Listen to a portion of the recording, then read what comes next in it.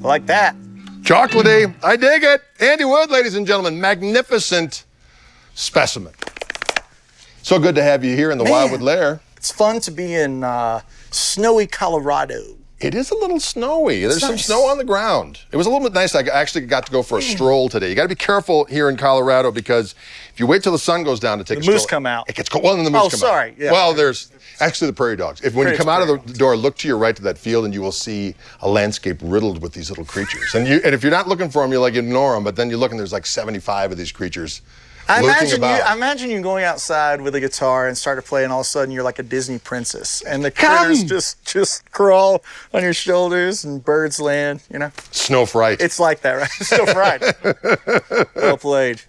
Well, I'll tell you what, so great to have you in here. We've got a couple of these kind of Wildwood exclusive Suhr iterations of your glorious instruments. Very, very cool. And we just got done doing an overview about what these are all about. But on this video, we thought we'd just kind of talk guitar talk just for the hell of it. And we were conversing about what we've been listening to lately and talked about the scenario of putting our phones on shuffle. I do the songs and then I do the shuffle.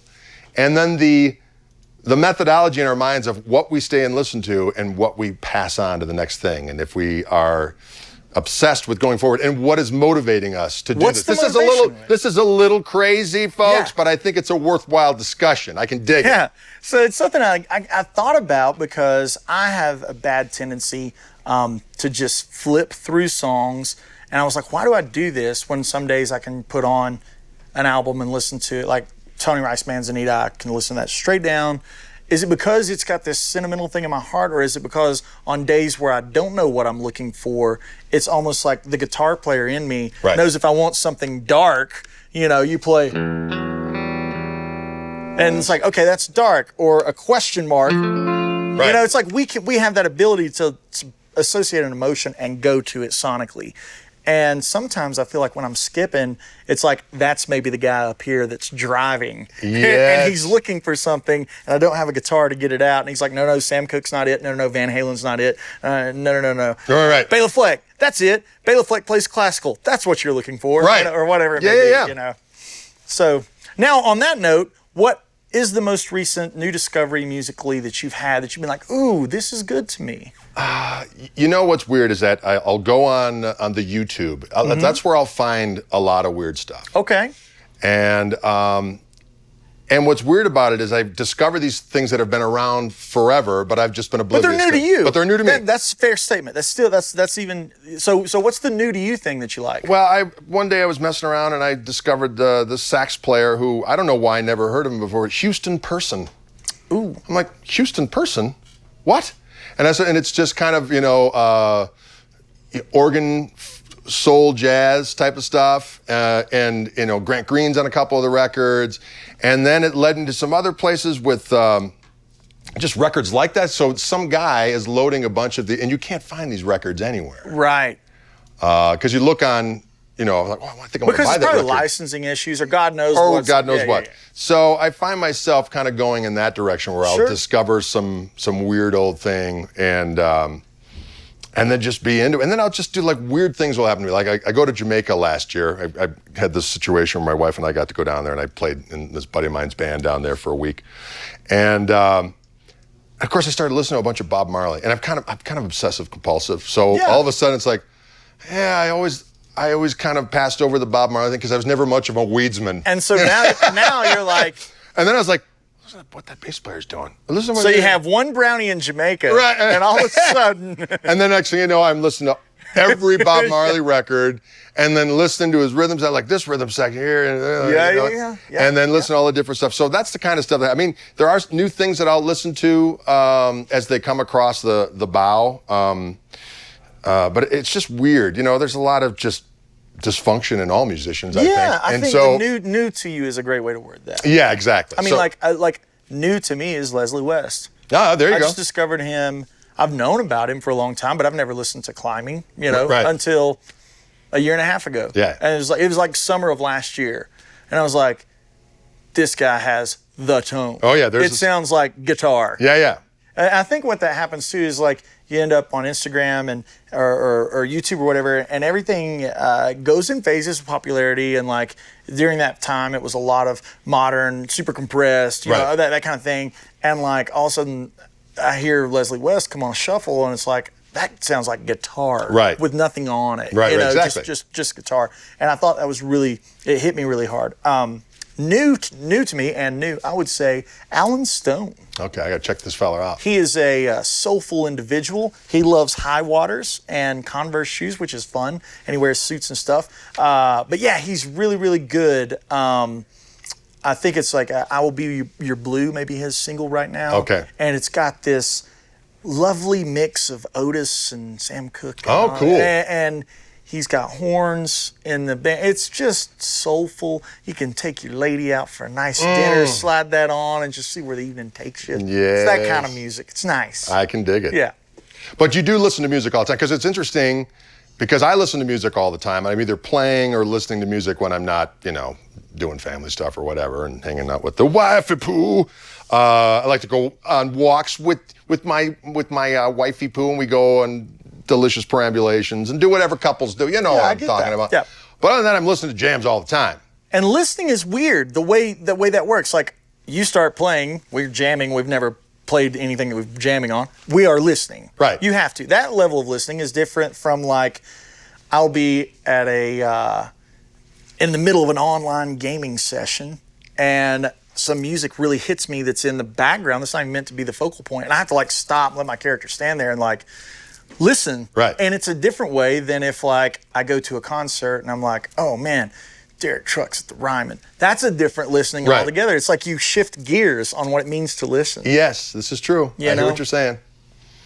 And it's weird when you when you hear something like out of the blue. I mean, how many times I've been in the grocery store, like getting stovetop stuffing, and there'll be like music on, but some guy is like ripping. Yeah. And I'd be like, wait a minute. That's how I discovered Martin Taylor. Oh, that's crazy. It was something in a grocery store, and this was, 8, 9 years ago or whatever. And I hear this smooth jazz type thing, and this otherworldly. Right. I was like, what's this? And then you take your phone out and go, what is this? Yeah, tell me the truth. Yeah. Yeah. But yeah, that was one of those moments where you end up in that kind of thing. It can happen. Yeah, and it's cool. It's cool that in all the times that mankind has been on Earth, we live in an era where, like, Van Halen's alive, and we can Spotify it. And I thought, so let's change topics. Yes. What did you think about Billie Eilish? Forgot the pronunciation. She didn't know who Van Halen was, and she's a top, grossing pop act in the world. And that was on Kimmel. Wolfie responded so well. I thought that was nicely done. It was so classy. Tell the viewers kind of. So this gal's on, and I don't know who she is, so that's probably a crime to the people that are big fans of hers. Yeah, right. So she's on Jimmy Kimmel, and he's mentioned something about Van Halen, and she didn't know who Van Halen was. Yeah, and Billie's not elderly. She's 21. 21. Yeah, she's something. a young kid, and to me, it's like, man, I didn't know who Van Halen was when I was 15. Right. That's completely, gosh, that's, look at her now. Right. So, and then it became this stink on Twitter. Right. Like everybody got like up in arms. Pitchforks came out. You know what? It's like You're mad at her. You're mad at Van Halen. My first rule of thumb is that if something about music is making you mad, you're doing it wrong. You're doing it wrong. And so Eddie's son chimes in and he says, music should bring us together. Right. If you haven't heard of Billie, she's cool. cool. Her music's cool. And then he goes, if you haven't heard of Van Halen, they're cool too. They're cool too. Right. I was like, yeah, really cool. But I think people thrive on that derision. You know what I mean? They want to my music is better than your music, and this is more valid than that. And I'm guilty of it too. God knows I'll. Well, we all have been at some point in time. But I'm like, get out of my yard. Now I'm like, oh no, I'm that guy. No. And it's amazing how it'll come at you. You know what I mean? Yeah. It's like you're thinking I'm so accepting of this, and all of a sudden someone will bring someone up, and you're like, yeah, well, and then you realize, I'm doing that same thing. So it's all, we're human. That's what humans do. And it's our taste buds too. You know, I think the blessing and the curse of all of the social media in the world that we live in musically and beyond that is the fact that we can communicate so easily. Right. Now that is a downside too, is we can communicate very easily. Yes. But it's really cool because, gosh, that's how I discovered you, was the internet. Yeah, and likewise. And it's like, that's awesome, I will say the only thing that, again, to go, get back to the get out of my yard type of thing. I think the only thing that's different between, that's a little different nowadays is that, say like when, in the late 60s, I was born in 66. So the only reason why I was hip to, Cream and Hendrix and Allman Brothers and James Gang and Grand Funk and all that kind of stuff is because I roomed with my older brother who was in high school and he was doing the cool kids stuff. He was doing the cool kids thing. So I had to room with him because there were 5 sisters in between. So him and I roomed together, and that's the stuff I listened to. And our parents hated that music. Every now and again, that's a nice song. You know what I mean? Later on, my mom would, play that Jeff Beck song. That's a pretty one. Or that Jessica song by the I like that one. Yeah. But other than that, it was, playing guitar was like an act of sedition because your parents hated that music. So you look, even 10 years or 20 years before that, the music they were listening to, it was big band stuff, Frank Sinatra, or, I think my dad had Trini Lopez records. That was his hip stuff that he was listening to. But by the same token, it's like, a lot of these young bands that are coming out, like these 20-somethings, are doing music that was done by bands in the 60s. And what's the one variable in history that's never been before? And that's communication. Yeah, that's true, yeah. So like internet communication, like in the 60s, there was no, I'm going to go find out what Gershwin is. Right. You had to physically know somebody say that word and go look it down. It wasn't like, Alexa suggests Gershwin. True. You like this. And that's something that I've enjoyed actually taking advantage of. Obviously, Spotify and streaming is really bad financially for artists, but on the flip side, I love what it does to the consumer because it's like, you like Greg Koch, you might like this. You might like this. And sometimes I've been listening to a lot of Allman Brothers lately, just because I got to go to the lovely Songbirds Museum in Chattanooga, and they had the Dwayne Allman SG that he played, the Fillmore concert. So immediately I listened to all 3 nights at the Fillmore, like nonstop, and all of a sudden it's starting to shuffle in things, and it's like, you might like this, and it starts giving me really cool deep cut Government Mule, and I think that technology is amazing. Could you imagine being 15, getting your hands on guitar now, and the world is your oyster kind of stuff, It's like, that was never a thing. Well, it's interesting you should mention the Allman Brothers because, I didn't really get into the Allman Brothers until I'll never forget it. I saw them at, this was in their second iteration. Well, if you Would this have been Warren? This is before Warren. Okay. So this is the Danny Toller, David Goldflee's era, Frankie Toller on drums. And they played at Milwaukee Summerfest 1981. Summer of 81, I'm a young lad, and I was already playing guitar, and I was really into Hendrix and Cream and getting into the blues stuff and so on and so forth. So Allman Brothers are playing, and back then Summerfest was the main stage, like you'd camp out all day. It was like a festival. It was a thing, So you camped out all day, and the Nighthawks opened up. Jimmy Thackeray playing guitar freaking blew my mind right then and there. And then the Allman Brothers come out, and I was like, oh my God, this is like the greatest Caucasian blues singer that's ever existed. And these guitar players are blowing my mind. And I'll never forget, and Dickie Betts was the coolest. He was so cool. I'll never forget, and they come on stage for the encore, and he's smoking a cigarette, and he takes a drag of it and blows. It was like the hugest drag of any cigarette. It was like, this guy's a demon. Yeah, this guy's a demon. It's not real. Gold top, and then Danny Toller was playing guitar, and I was like, oh my God. So I went home that night, and I dug through all my sister's records. So for whatever reason, my brother didn't have the Allman Brothers records, but my older sister did. So I had Live at the Fillmore, and that was it. I just slaved over that record, and then I got into, and then Brothers and Sisters, which was a different era, but the songs on there, and I just was a huge just Allman Brothers fanatic. So here's something. The way you talk about that reminds me of moments in my life. I'm a cusp child. Internet. Like, I'm in that, like, I was there when online gaming turned on with Halo 2. I'm that guy, dude. Yeah. So, like, for me, I have an interesting perspective. The way you romanticize about that concert is the way I remember going to Bluegrass and seeing Sam Bush play as a kid. I was like, this is, okay, so now flip the script, if you will. What if that could never be a thing? Because if you want to see somebody play live, you type it in. And you can never truly romantically have that memory because you saw the punchline. You ever thought about, like, going to see a concert now? Like, you can already see the tour before you go see the show. Like, that's an interesting thing that, like, your 15 to 25-year-old young millennials, like whatever, like, anybody coming up that they really can't experience anything unless you're purposefully set out to not spoil yourself. And I know me at 15, I wanted all the spoilers. Right. So it's like, that's an interesting thing that can never be what it was at any other moment of, and it's the constant, your parents' music. Yeah, that was all a thing, but now there's the internet. Right. True. Yeah. And it's like, that just changes the game. Well, I think from experiencing, at least how I kind of contemplated. And one of the things that's different now, I mean, back in the day, like, for instance, ZZ Top comes out with a record. And I forgot when El Loco came out, but I saw that tour. And so the thing back then is that a band would come out with, especially like a trio or a four-piece band, and of course they'd have overdubs on their records and so on and so forth.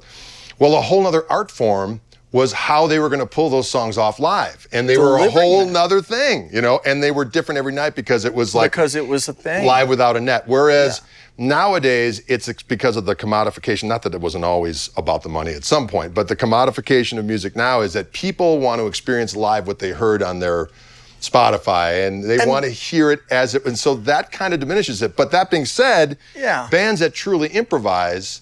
And it's always different every night. It's always different. I think that's why there's such a culture shock. I would say that John Mayer's leading the way. Going to play with the Grateful Dead. Right. That guy could make top 40 pop songs and print money all day long. Right. He loves guitar. He loves improvising. I've never met the guy in my life. Right. You can see that a mile away. Right. And when you think about that kind of pioneering, man, it's bringing in young kids into that style of music and things like I mentioned to you earlier, Billie Strings is really paving this way, bringing in people that wear tie-dyed shirts and listen to Grateful Dead. They're now listening to Del McCurry because of guys like that. And I think that's where you see the positive spike of it. And I think what would have been funny on that, to go back to that Billy Van Halen comment, it would have been so funny. We live in such an instant era. It was Kimmel or whoever, whichever late night show it was. He could have just opened his phone and goes, "This is Van Halen." Right. And she could have been like, "Oh, that's those guys." Right, exactly. You know what I mean? Because it's that thing where you don't know what you know. Right, exactly. I didn't know who did Let's Stay Together for most of my life. Sure. Till finally I was like, who is this Al Green fellow? Right. And what else does he do? It's like, that's the wonder of it all, right? The grocery store and the Martin Taylor moment. Right. That's that thing, And it's interesting how different things affect you depending on when you heard them. Because I remember, back in the day, my favorite stuff. You're talking about your age? Yeah. And how you get older and you listen to things different, even though you heard it years ago. But all of a sudden, now's the time when you're gonna go all in. And one of the things for me was, I was a huge Peter Green fan back in the day. So when I was in high school, I was really into connecting the dots. So I was like, this Blues Breakers record's freaking. Well, I got into Cream. And I was like, you got to check out the Blues Breakers records. So I'm listening to Eric Clapton with John Mayall, that hit that era of stuff. And I'm like, oh my God. Well, who took over after Clapton? Peter Green did. And then Peter Green's first forays. I remember I had this record called History of British Blues, and it was kind of had all these different guys on it. It was Peter Green, and Peter Green still had that biting Les Paul tone. And then he started Fleetwood Mac, and once he started Fleetwood Mac, his tone was really clean and kind of a lot of reverb. And for me, as a young testosterone fuel, I was like, no, I want that biting, savage stuff I heard on this other stuff. So I listened to it and I liked it. And then and then as years went by, people would go, well, Peter Green was really the guy. And I'm like, well, it's not, it's not a battle. It's not a swordsmanship. Yeah. I said, but Clapton, for what he did, the tone, all that kind of stuff, it's kind of, the blueprint of, modern blues rock guitar. And all of a sudden, I don't know what it was, but it was probably about 5 years ago that, maybe it was longer than that. It was probably about 10 years ago.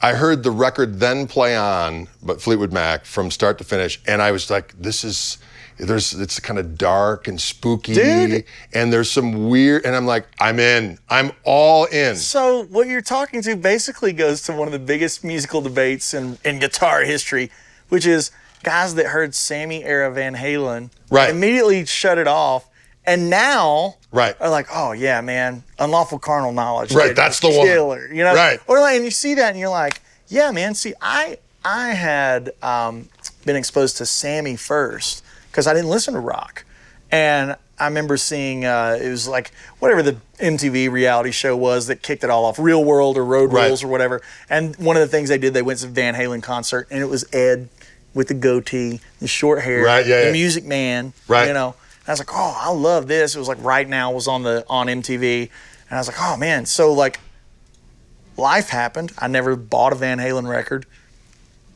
Brent Mason got me to Van Halen, and I was like, oh, he's this guy, Wow, that's the same dude. That's cool, So it's like the way you come about the pieces in life, and now I'm just like, yeah, Van Halen too, like whatever. And it's like, yeah, it's fun the way, like you said, your interpretation, because in reality, at 15, I should have liked that guy. I should have been that guy, not the, Well, and the thing is, with all of these excursions, too, there's like no right or wrong. Right. It's just what happened. It's just what happened to your life. Yeah. It's like, you're going like this and you realize, right over here a little bit is some stuff you'd really like, but you're not going to circle back around until God knows when, if ever. And they're like, wait a minute, what was this? Yeah, it's crazy. But that's the thing about playing guitar in general, is that you never get bored. I mean, there's always something new to learn. There's always something new to listen to. And, I just love it. It just never gets boring. I mean, it's like, people are like, oh, aren't you bored doing things? My kids are I've got one kid left in the house now. I got a sophomore in high school. All my other kids have flown the coop doing this and the next thing. And playing drums for the dad. And that's stuff. Right. Yeah. I got, Dylan's playing in the band, so that's cool. Yeah. But girls are out at school or out east, and my youngest is a boy who's going to high school, and he's a sophomore in high school. So the house is dead at night. It's like my wife wants to go to bed at like 9 o'clock, so if I stay up, and it's like you either could be depressed or you're like, well, that's right, I can play along with records. Play guitar, yeah, exactly. I can just kind of hang out and play. This is the greatest thing ever. Yeah. And that's why this gig is so great. I mean, I come out here and I get to play all these guitars all day long. Yeah. And then we get done shooting videos, I go out and I play some more, and then I say, hey, do you mind if I take this one back to the hotel room? And then I go back to the hotel room and play some more. Guitar, yeah. Because it's just all good. Of course, the fact that I gave up partying years ago probably has something to do with my priorities at this particular juncture in time. I practice guitar all the time then too, but usually in various states of, inspiration. Yes. Various states of inspiration. Thank you. Right? It is funny to me. It's like I know that we all have a moment where you get burnt on it, and I think, oh man, I'm just burnt, and like it won't be 2 days later that I'm like, might as well just play a little bit. Yeah. It's like, or like, I've been a hobbyist fiddle player. Oh, bless you. It's awful. Like my fiddle playing's not good, but it has been fun to connect with not being able to get great tone.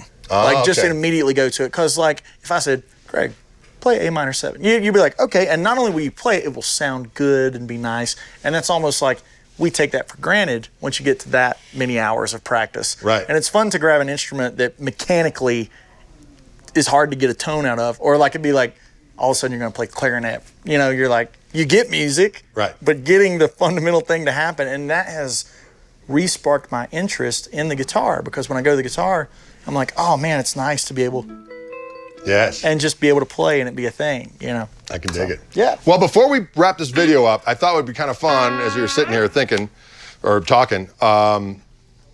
If you could recommend to the folks out there, you mentioned Tony Rice. So if there were 3 bluegrass artists they should check out. Newgrass Revival. Yes. Tony Rice and/or the Bluegrass Album Band. Any formation, just a Google search of Tony Rice will lead you the right direction.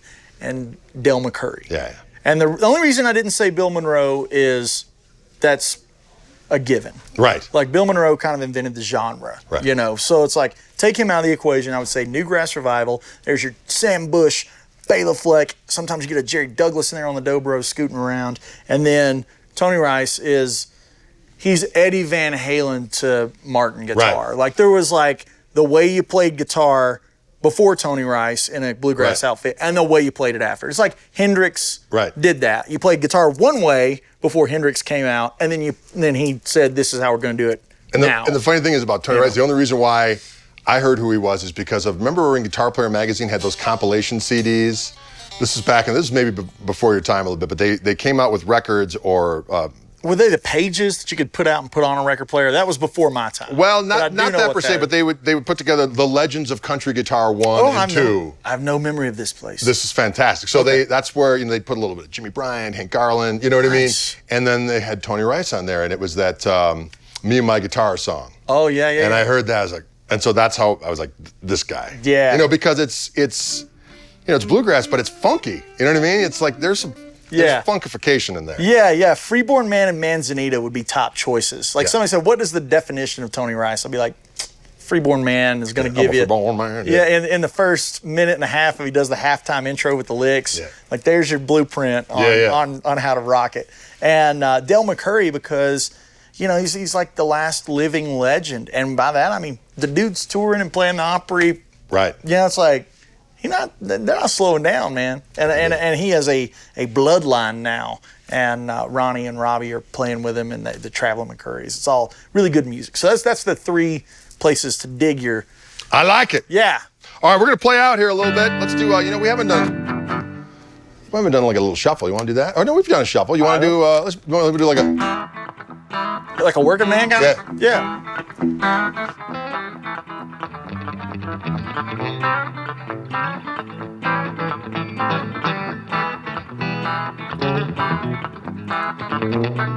Okay.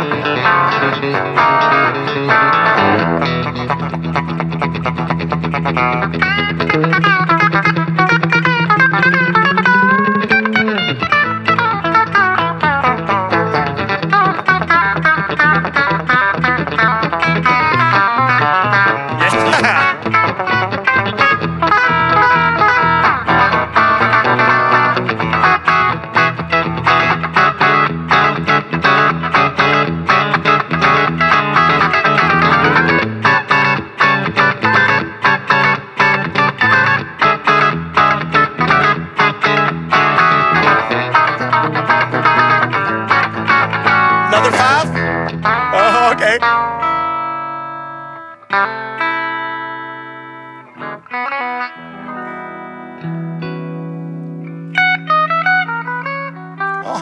Oh, take me back in time.